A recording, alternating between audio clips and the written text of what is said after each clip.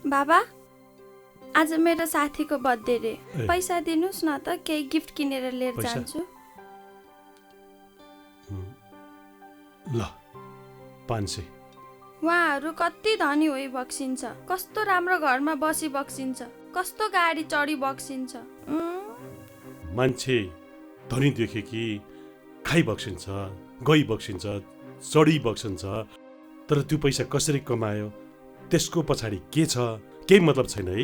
कसरी बिग्रियो हाम्रो समाज। अनि यो 500 मा चाहिँ के आउँछ र के किनेर लिएर जानु के बाबा? त्यसो भए नजाऊ न। तिम्रो साथीको बुवा र म एउटै अफिसको, म भन्दा जुनियर हो, तर उसले पैसा कसरी कमायो के गरी कमायो सब थाहा छ मलाई। तर म त्यसरी कमाउन चाहन्न। हे हजुर जहिले यस्तै गर्नुहुन्छ के? बस्नु सेक्ले गएँ म किन अख्तियार जाने र? मैले के गरेको छ र? के गर्नु भएको छ के गर्नु भएको छैन उहाँ गएपछि थाहा हुन्छ। हिँड्नुहोस् न खुरुक्कन हामीसँग। ड्याडी के भो? ड्याडी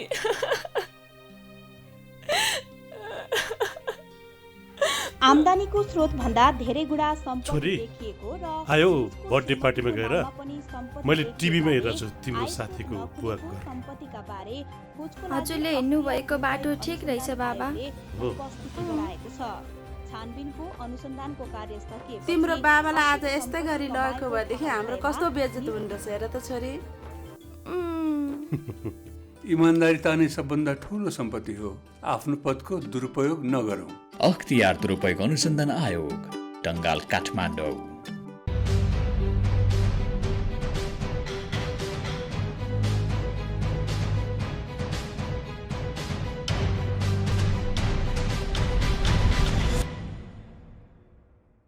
नमस्कार, कार्यक्रम सुशासन सवालको नयाँ अङ्कमा नुवाकोटबाट यहाँहरूलाई हार्दिक स्वागत छ। अख्तियार दुरुपयोग अनुसन्धान आयोग र नेपाल टेलिभिजनको संयुक्त प्रस्तुति कार्यक्रम सुशासन सवालमा विशेष गरी हामीले सरकारी र सार्वजनिक निकायबाट प्रभाव हुने सेवा, विकास निर्माण, राजस्व सङ्कलन सँगसँगै अख्तियार दुरुपयोग अनुसन्धान आयोगका साप्ताहिक गतिविधि पनि प्रस्तुत गर्दै आइरहेका छौँ। दर्शकबिन, आज हामीले जिल्ला प्रशासन कार्यालय नुवाकोटले प्रवाह गरिरहेको सेवा, यसमा सेवाग्राहीको प्रतिक्रिया र सेवा प्रवाह गरिरहँदाखेरि कसरी छिटो, छरितो र पारदर्शी ढङ्गबाट सेवा प्रवाह भइरहेको छ भन्ने प्रसङ्ग जोड्न गइरहेका छौँ। यस्तै अख्तियारका साप्ताहिक गतिविधि पनि हामीसँग रहनेछन्।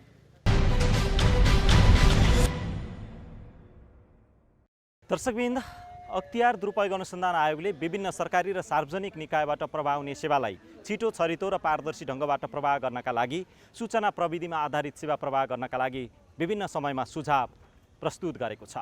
आयोगको सुझाव अनुसार विभिन्न कार्यालयहरू अहिले सूचना प्रविधिमा आधारित आफ्नो सेवा प्रवाह गरिरहेका छन्। यसैमध्येको सबैभन्दा धेरै जिल्लामा सेवाग्राही आउने कार्यालय हो जिल्ला प्रशासन कार्यालय। यसैमध्येको नुवाकोट जिल्ला प्रशासन कार्यालयले प्रवाह गरिरहेको सेवा र यो सेवा प्रवाह गरिरहँदाखेरि सेवाग्राहीको प्रतिक्रिया, सेवाग्राहीको सन्तुष्टिको अवस्था के छ र कसरी सेवा पाइरहनु भएको छ र जिल्ला प्रशासन कार्यालयले कसरी सेवा प्रवाह गरिरहेको छ भन्ने विषय आज हामीले समावेश गर्न गइरहेका छौँ। अब प्रस्तुत छ सोही सामग्री। हरेक जिल्लामा बढी सेवाग्राहीको चाप हुने कार्यालय मध्ये पहिलो नम्बरमा पर्ने कार्यालय हो जिल्ला प्रशासन कार्यालय। जिल्ला प्रशासन कार्यालयबाट प्रवाह हुने सेवालाई छिटो, छरितो र पारदर्शी बनाउन विभिन्न जिल्लाहरूले विभिन्न उपायहरू अपनाउँदै आएका छन्। यसै क्रममा आज हामीले नुवाकोट जिल्ला प्रशासन कार्यालयमा पुगेर प्रशासन कार्यालयको सेवा प्रवाह र सुशासन प्रवर्धनका लागि भए गरेका प्रयासको बारेमा बुझ्ने प्रयास गरेका छौँ। जिल्ला प्रशासन कार्यालयमा करिब 11 बजेको समयमा हामी पुग्दा सेवाग्राहीको उपस्थिति बढिसकेको थियो। सेवाग्राही र सेवा प्रवाहका बारेमा बुझ्न हामी सहायक प्रमुख जिल्ला अधिकारी वेद प्रसाद अरियालको कार्यकक्षमा पुग्यौँ। हाम्रो कार्यालय भनेको यो जिल्लाकै रोल मोडलको रूपमा चाहिँ अगाडि बढ्नुपर्छ भन्ने हिसाबले हामीले कार्यकक्षदेखि हरेक किसिमको व्यवस्थापन गरेका छौँ। हाम्रो कार्यालयमा टोकन सिस्टमको सुरुवात भएको छ। टोकन अनुसार सेवा प्रवाह भएको छ र हाम्रो सबै काउन्टर सिस्टम छ। अफिसर साहबहरू अब प्रत्येक काउन्टरमा चाहिँ अफिसर अनि सुब्बा साहबहरू पनि त्यही अनुसारको व्यवस्थापन गरिएको छ। सेवाग्राहीलाई गुनासो तत्काल सम्बोधन गर्ने व्यवस्थापन गरिएको छ। हामीले चाहिँ अब फोटोकपीदेखि लिएर अब अनि सेवाग्राहीलाई चाहिने फारमहरू पनि निःशुल्क उपलब्ध गराएका छौँ र सेवाग्राहीको सन्तुष्टि नै कार्यालयको अब सबभन्दा ठुलो सम्पत्ति हो। त्यस हिसाबले पनि हामीले सुशासन प्रबन्धन गर्ने विषयमा र सेवा प्रवाह गर्ने विषयमा हामीले आफ्नो सामर्थ्यले भ्याएसम्म र जनताको चाहनाअनुसार सेवा दिइरहेका छौँ। हामीले के गरेका छौँ भने आएकोलाई फिर्ता पठाउँदैनौँ। हामीले त्यो टोकन सिस्टम किन राखेको भन्दाखेरि हाम्रो पहिला एकजना अफिसर हुनुहुन्थ्यो। एकजना अफिसरले भ्याउन सक्ने भनेको 70-80 भन्दा बढी भ्याउन नसक्ने अवस्था थियो र हामीले सकेसम्म चाहिँ किन सेवाग्राहीहरू चाहिँ अब समय मिलाएर आउन् भन्ने हिसाबले हामीले त्यो गरेका थियौँ। र अहिले भनेको हाम्रो 100 जना हुनुहुन्छ, यदि कोही बढी आउनुभयो 10-20 जना बढी आउनुभयो भने हामीले भोलि आइज हामी भन्दैनौँ। त्यो सकिसकेपछि त्यो पनि काम हामी गरिदिन्छौँ। किनभने तपाईँहरू यो टोकन पहिला सक्न दिनुहोस्, टोकन सकिएपछि तपाईँहरू काम हुन्छ। अब एउटा विषय। अर्को विषय भनेको के छ भने यो सफ्टवेयर चाहिँ कहिलेकाहीँ चाहिँ स्लो चल्छ। स्लो चल्दाखेरि चाहिँ त्यो टोकनको त दिन सक्दिनु पऱ्यो। टोकन बाहेकको काम चाहिँ भोलिलाई हामीले नम्बर लगाइदिएर ल तपाईँहरूको 1, 2, 3, 4 भनेर बाँकी रहेकोलाई नम्बर लगाइदिएर भोलि फर्स्टमा उनको गर्ने गरी मिलाएको हुन्छ। त्यसपछि मात्र टोकन सुरु हुन्छ। त्यो हुनाले सेवाग्राहीलाई सम्भव भएसम्म आजै, यदि भएन भने भोलि फर्स्ट आवरमै काम सकिदिने गरी चाहिँ हामीले प्रबन्ध मिलाएको छौँ। जिल्ला प्रशासन कार्यालय नुवाकोटले जिल्ला तहमा हुने भ्रष्टाचार नियन्त्रण, सुशासन प्रवर्धन र सचेतना अभिवृद्धिका लागि विभिन्न समयमा प्रवर्धनात्मक कार्यक्रम गर्दै आएको उहाँले बताउनु भयो। जिल्लाको विद्यालय स्तरसम्म पुगेर प्रशासन कार्यालयले सचेतनामूलक कार्यक्रमहरू गर्दै आएको समेत उहाँले जानकारी दिनुभएको छ। भ्रष्टाचार र अनियमितताका विषयमा जिल्ला प्रशासनमा आएका गुनासोहरूका बारेमा प्रमुख जिल्ला अधिकारी, सहायक प्रमुख जिल्ला अधिकारी, जिल्लाका जननिर्वाचित प्रतिनिधिहरू, नागरिक अगुवा, पत्रकार लगायतको समन्वयमा गुनासोको सुनवाई गर्ने गरिएको छ। यसले जिल्ला तहमा सुशासन प्रवर्धन गर्न र भ्रष्टाचार नियन्त्रण गर्न सहयोग पुगेको जिल्ला प्रशासन कार्यालयको दाबी रहेको छ।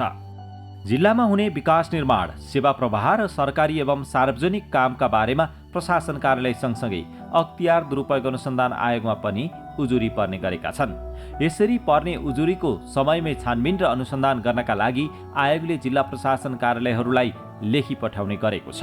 यस्ता विषयहरूलाई जिल्ला प्रशासन कार्यालयहरूले गम्भीरताका साथ लिएर काम गर्दै आएको समेत उहाँले बताउनु भयो। हाम्रो यहाँ चाहिँ अब दलालहरू, बिचौलियाहरूको चाहिँ प्रवेश निषेधै छ। यहाँ कोही पनि आउनुहुन्न, सम्बन्धित व्यक्ति नै आउनुपर्छ। जस्तो हामीलाई पनि अहिले पनि जस्तो राष्ट्रिय परिचय पत्रको लागि चाहिँ कसैको चाहिँ एकदम टोकन सकियो, उसलाई हतार छ, तुरुन्त जानु पऱ्यो, केही गर्नु पऱ्यो भने कसैले फोनको भरमा हामी गर्दैनौँ। सम्बन्धित व्यक्ति आयो, मलाई यसो पऱ्यो सर भने वास्तविक जेन्युन छ भने हामी चाहिँ टाइमै गर्नुपर्छ भन्ने लागेर हामी गर्छौँ पनि। जस्तो वृद्धहरू आए गरिदिइहाल्नु पऱ्यो भने त्यो पनि हामी गरिदिन्छौँ। तर किन फोनको आधारमा, कसैको बिचौलीको आधारमा चाहिँ काम चाहिँ हुँदैन। र अर्को कुरो भनेको अब पहिला के थियो भने पासपोर्टको फारम, त्यो फोटो खिच्ने फारम भर्ने काम बाहिरबाट हुन्थ्यो। यो हाम्रो पासपोर्ट हुनुभन्दा पहिला। अनि त्यो बेला उनीहरूले 500 रुपियाँसम्म लिए भन्ने कुरा आयो एउटा काम गरे बापत। अनि हामीले उनीहरू सबैलाई बोलाएर अनि एउटा रेट कायम गऱ्यौँ। अनि अब अधिकतम 300 भन्दा बढी हिँड्न नपाइने भनेर त्यो कायम गरिसकेपछि 300, कहिले 250, कहिले 300 रुपियाँमा त्यो फोटो फारम भर्ने, फोटो खिचेर गरिदिने अनि फारम पठाउने काम उनीहरूले गरे। अनि यो बिचको अवधिमा पनि ई पासपोर्टमा पनि त्यसले त्यो अनलाइन भर्ने क्रममा गरे भन्ने कुरा आयो। आइसकेपछि 2 जनालाई हामीले अब उनीहरूलाई बोलाएर तारिक पनि राखेको छ अहिले। र अहिले त्यस्तो काम चाहिँ छैन। र यो बिचौलियाहरूबाट काम हुने भन्ने चाहिँ हाम्रो कार्यालयमा हुँदैन। सेवाग्राहीले के छ भने हामीले सक्दो हाम्रो कार्यालयको अब नमुनाको रूपमा चाहिँ यहाँहरूलाई सेवा प्रदान गर्नुपर्ने दायित्व हाम्रो हो। त्यसैले हामीले सेवा दिएका पनि छौँ। यहाँहरूका केही गुनासाहरू, त्यस्तो कुराहरू कि कमी कमजोरी छ भने हामीलाई बेला यहाँ भन्नुहोस् भने हामीले बारम्बार अनुरोध पनि गरेको अवस्था हो। र अझै पनि अब परिष्कृत रूपमा अब सेवालाई, किनभने हाम्रो लोड बढ्दो क्रममा छ, किनभने हाम्रो जनशक्ति त्यही हो। र लोड भनेको राष्ट्रिय परिचय थपियो, उतापट्टि ई पासपोर्ट थपियो, एउटा लोड बढ्दो छ।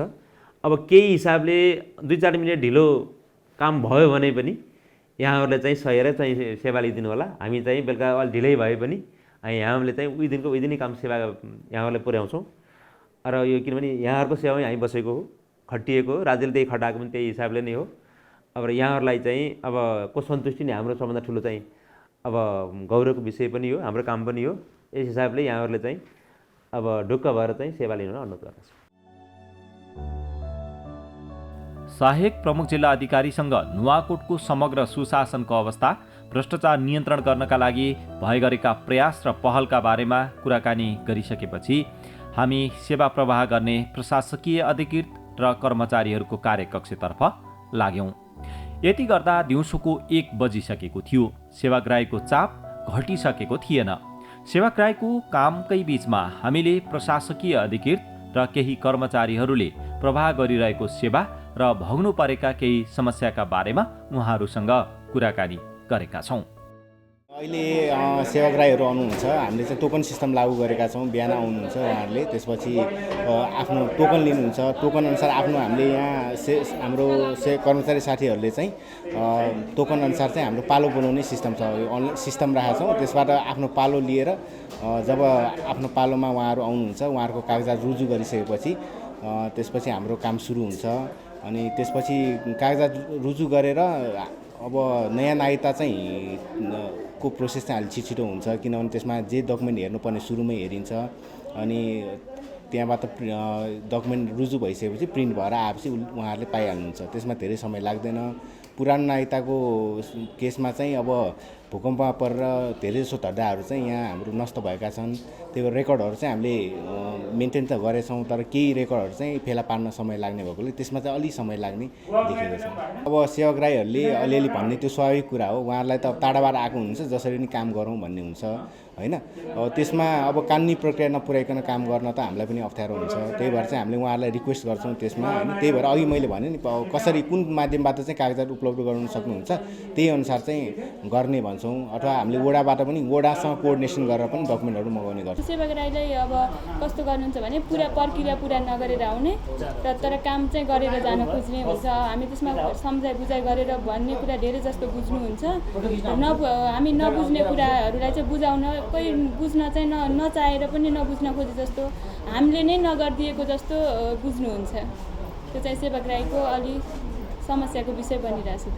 त्यो अब डकुमेन्ट अब विद्युतीय राजधानीको लागि सबैभन्दा चाहिने डकुमेन्ट भनेकै हाम्रो नागरिकता र अहिले राष्ट्रिय परिचय पत्र अनिवार्य भन्ने एउटा सरकारको नीति अनुरूप राष्ट्रिय परिचय पत्र अपलोड भएपछि राष्ट्रिय परिचय पत्रको कागज सब्मिट भइसकेपछि हामीले नागरिकता र विवाह भएको हकमा विवाह दर्ताका डकुमेन्टहरू राखेर हामीले यहाँबाट चाहिँ सहज रूपमा एकदमै छिटो सहज सकेसम्म स्रोत साधनले भ्याएसम्म र प्रशासनले यहाँबाट राजधानी चाहिँ हामीले दिइरहेको छौँ।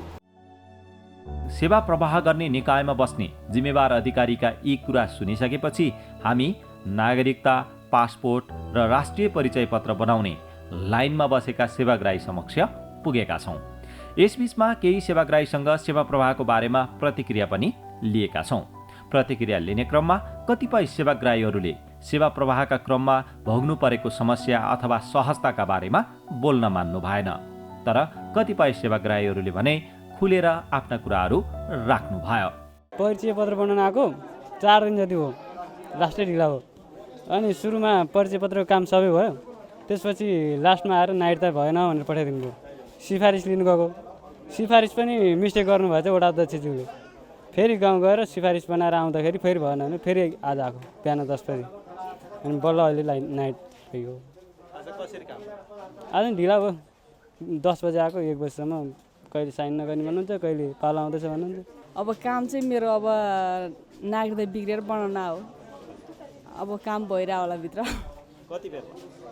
म त 11:30 बजीतिर आएको, भर्खर 2 घन्टा जति भयो होला। त्यति हो। कस्तो पाउनु भएको छ यहाँ काम गर्ने तरिका कस्तो छ? खै पहिला त राम्रै थियो, अब के हुन्छ अहिले थाहा छैन।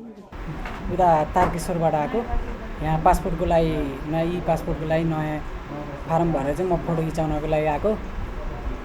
त्यही हो, अहिले त्यस्तो समस्या त खासै छैन। एकछिन बसियो लाइनमा अनि आइयो, फोटो खिच्नलाई बसिरहेको छु। त्यही हो। म वडाबाट सिफारिस लिएर आएपछि मेरो त्यहाँ प्रतिलिपि उदाहरण तुरन्त छिटै भयो। अनि म हिजो आएको काठमाडौँबाट। अनि त्यो मेरो बहिनी छ क्या, मेरो बहिनीको 1लाई 9 बनाइदिएछ क्या। अनि त्यही नागरिकता बिग्रेर अहिले आएको। हिजो नि भएन, आज आएको। आज नि 4 घन्टा भइसक्यो, काम बने छैन अहिलेसम्म। खै के भएको सर? अब के भन्नुहुन्छ? भित्र हुन्छ अब बन्दैछ। त्यो मेरो अर्को त्यो नाम चेन्ज गर्नलाई अर्को ठाउँमा लाउनुपर्छ बहिनीको नागरिकता भन्छ। अहिलेसम्म पालै आएन सर। 4 घन्टा भइसक्यो। हिजो आएको काठमाडौँबाट, काठमाडौँ फर्किनु पर्यो नि। अब 3 दिन हुन्छ सर, यहाँ अहिलेसम्म भएन भन्छ। बिहानै 9 बजी आएर बसेको झन्। खोइ अब त्यो त अझै बनाउनु भएको छैन। अहिले त अब यो फर्म र ऊ मात्रै पाएको छ, के अरे टोकन मात्रै। अहिले बिस्तारै हुन्छ होला। पहिला त हातले लेख्ने त्यो ठ्याकठ्याक उठेर दिने भन्ने हुन्थ्यो। अब अहिले सिस्टमले 1 बजी बाँड्ने भने भएर कुरेर बसिरहेको छु म चाहिँ। पहिला लिँदा अलि अप्ठ्यारो थियो तपाईँलाई? पहिला लिँदा त अप्ठ्यारो थिएन, पहिला त हातले लेख्ने थियो, अब भइहाल्थ्यो। अलिकति चिन्ने अप्ठ्यारो नै होइन, अब 1 बजे भनेपछि त अब हामीले ढिलो चाँडो भने नि बुझेन। अब 1 बजे भन्नुभएको थियो, 1 बजेबाट बाँड्ने हुनेछ, अब त्यो बेलासम्म कुर्नै पर्यो, सिस्टममा मिलाउने होला भनेर म चाहिँ वेट गरिरहेको छु। हजुरआमाको नागरिकता हराएको थियो, अनि हराएको नागरिकता फेरि बनाउन लागेको, अनि हजुरआमाको चाहिँ हामीसँग केही पनि थिएन। अनि नागरिकता बनेको साल चाहिँ थाहा थियो कि हजुरबा र हजुरआमाले सँगै बनाउनु भएको थियो। हजुरबाको नागरिकताबाट अनि ढड्डामा यहाँ हेर्न लाएर अनि अहिले चाहिँ भेटेर अनि अहिले बल्ल प्रोसेस भइरहेछ त्यो नागरिकता बनाउनको लागि। कसैको सहयोग लिनु परेन, सरहरूसँगै रिक्वेस्ट गरेर भने कसरी कहाँबाट के गर्नु पऱ्यो भने हामीलाई थाहा हुँदैन नि त, उहाँहरूलाई भनेर उहाँहरूले भनिदिनु भयो त्यसरी नै। राम्रोसँग कोअर्डिनेट गरेर गर्नुपर्छ। यहाँ टिकट काटेर टिकट लिएर बसेको छ, अहिले पाला आउँछ भने कसैको सहयोग लिनु परेन यहाँ सेवा लिन? परेको छैन, आफै हो। जुन टोकन सिस्टम राख्नु भएको रहेछ होइन, यसले चाहिँ सिरियल कसैलाई पनि पक्षपात नगरिकन एकवटा लाइनमा आनन्दसँग काम गरेर यसमा एकदम सबै खुसी हुनु पर्यो। हामी खुसी छौँ। कसैको सहयोग लिनु परेन। अब उहाँहरूको फर्मालिटी अनुसार हो, अब सबै कागजपत्र जम्मा गऱ्यौँ, त्यही अनुसार बुझायौँ, त्यसरी अब चाहिँ हुँदैछ। सरकारी र सार्वजनिक निकायको समग्र सेवा प्रवाह सुशासनको अवस्था बुझ्न जाँदा सेवा लिन आएका कतिपय सेवाग्राहीहरूले खुलेर क्यामेरामा आफ्ना गुनासोहरू राख्न चाहनु भएन।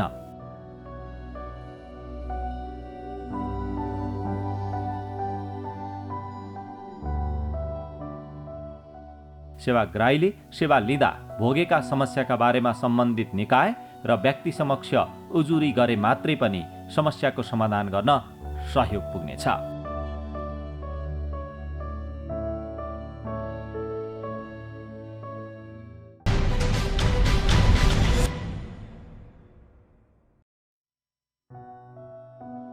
अख्तियार दुरुपयोग अनुसन्धान आयोगले मिति 2079 साल असार 7 गते यातायात व्यवस्था कार्यालय सवारी चालक अनुमति पत्र एकान्त कुना ललितपुरका तत्कालीन कार्यालय प्रमुखहरू सम्बर बहादुर कार्की र राजुभाइ कुस्मा, मेकानिकल इन्जिनियर विजयराज गिरी सहित 17 जना विरुद्ध आरोप पत्र दायर गरेको छ। आयोगले 12 जना सरकारी कर्मचारी र 5 जना बिचौलिया गरी 17 जना विरुद्ध आरोप पत्र दायर गरेको विज्ञप्ति निकालेर जानकारी दिएको छ। चालक अनुमति पत्र प्रदान गर्ने क्रममा अनुत्तीर्णलाई उत्तीर्ण बनाई पदको दुरुपयोग गरी भ्रष्टाचार गरेको पाइएसँगै विशेष अदालत काठमाडौँमा आरोपपत्र दायर गरेको आयोगले जनाएको छ। यसैगरी आयोगले मिति 2079 साल असार 8 गते जिल्ला प्रशासन कार्यालय धनुषामा कार्यरत तत्कालीन नायब सुब्बा गणपति झा विरुद्ध आरोपपत्र दायर गरेको छ। झाले सरकारी सेवामा रहँदा भ्रष्टाचार गरी 2,44,71,105 रुपियाँ गैरकानुनी रूपमा सम्पत्ति आर्जन गरेको पाइएसँगै त्यति नै रकम बिगो माग दाबी सहित विशेष अदालतमा आरोपपत्र दायर गरेको आयोगले जारी गरेको विज्ञप्तिमा उल्लेख गरिएको छ। यसैगरी आयोगले मिति 2079 साल असार 10 गते बाराको जितपुर सिमारा उपमहानगरपालिकाका तत्कालीन प्रमुख प्रशासकीय अधिकृत शिवराज सेडाई, ओम सप्लायर्स कलैया 6 बाराका प्रोपाइटर ओम शङ्कर प्रसाद विरुद्ध आरोपपत्र दायर गरेको छ।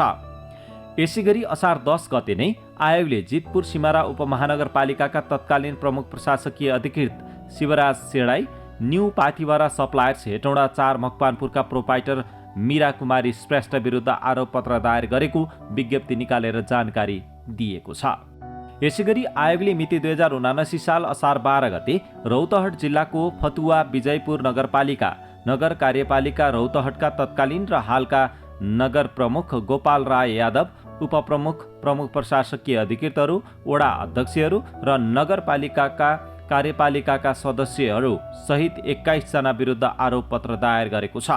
तत्कालीन समयमा सार्वजनिक सम्पत्ति हानि नोक्सानी गरी भ्रष्टाचार गरेको भन्ने उजुरीका सम्बन्धमा अनुसन्धान हुँदा भ्रष्टाचार गरेको पाइएसँगै उक्त कार्यमा संलग्न 21 जना विरुद्ध आरोपपत्र दायर गरेको आयोगले निकालेको विज्ञप्तिमा उल्लेख गरिएको छ। यसैगरी आयोगले मिति 2079 साल असार 12 गते नापी कार्यालय भैरवा रूपन्देहीमा कार्यरत अमिन टेक बहादुर रायमाझी विरुद्ध आरोपपत्र दायर गरेको छ। सेवाग्राहीसँग घुस लिई काम गरेको अवस्थामा रङ्गेहात पक्राउ परेका रायमाझी विरुद्ध बिगो 30,000 कायम गरी आरोपपत्र दायर गरिएको आयोगले जारी गरेको विज्ञप्तिमा उल्लेख गरिएको छ।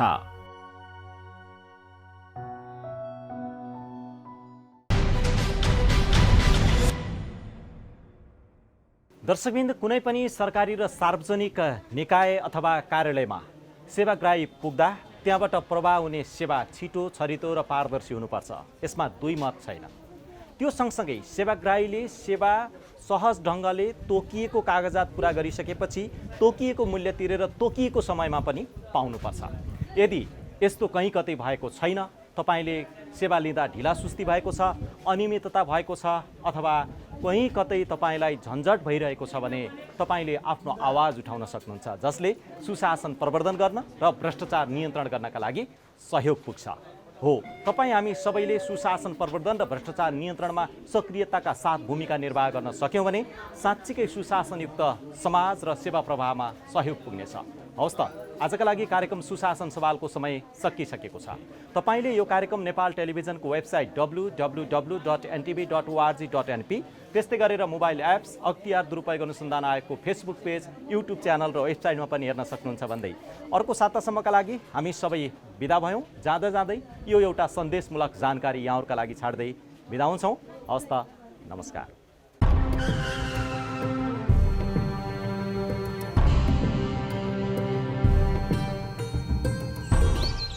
यहाँको पुजारी को हुनुहुन्छ?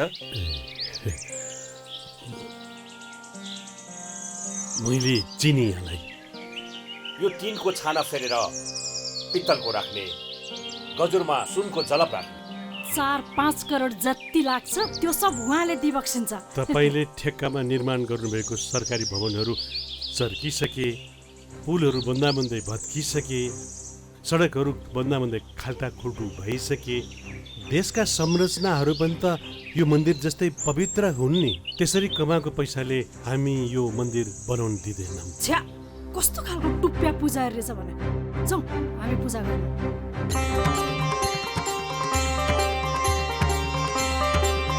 त्यसरी पूजा गर्दैमा भगवानले माफी दिलान् र?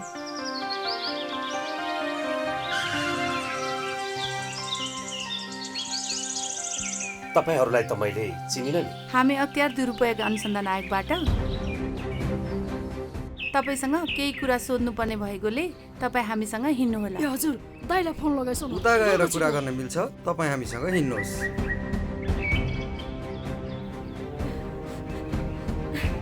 त्यसरी पूजा गर्दैमा भगवानले माफी दिलान् र? तपाईँले कमाउनु भएको प्रतिष्ठा कसैले जफत गर्न सक्दैन। पदको दुरुपयोग गरी आर्जेको सम्पत्ति जफत हुन सक्छ। अख्तियार दुरुपयोग अनुसन्धान आयोग, टंगाल, काठमाडौँ।